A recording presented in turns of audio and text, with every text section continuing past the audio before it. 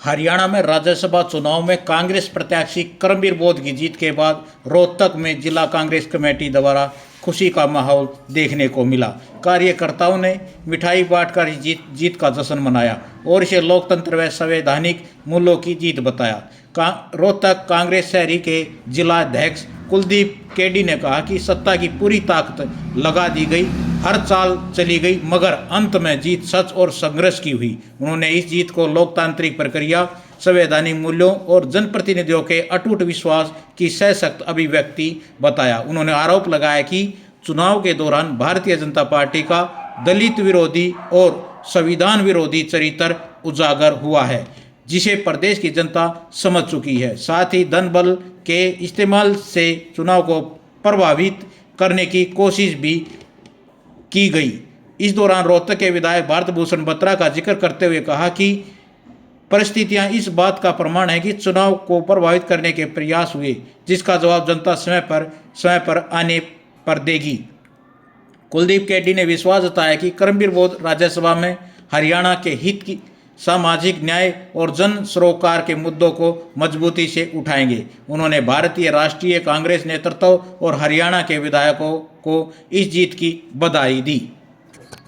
आज हमारे जो राज्यसभा के सांसद का जो इलेक्शन हुआ, उसमें करमबीर बौद्ध जी को राज्यसभा भेजा गया है और उनके भेजने की खुशी में हमारा कांग्रेस परिवार, कांग्रेस जिला कांग्रेस रोहतक के हमारे यहाँ कांग्रेस भवन अम्बेडकर चौक पे बड़ी धूमधाम से खुशी मनाई गई, लड्डू बांटे गए और वर्करों में एक खुशी का माहौल है।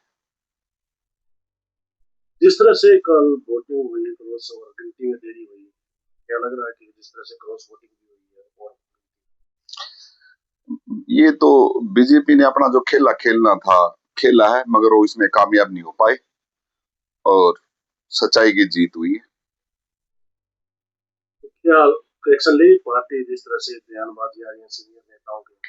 हाँ, ये तो अगर किसी विधायक ने पार्टी के साथ गद्दारी की है तो पार्टी हाईकमान ने उनके खिलाफ तो सख्त से सख्त कदम उठाना चाहिए, उनके खिलाफ सख्त से सख्त कार्रवाई करनी चाहिए।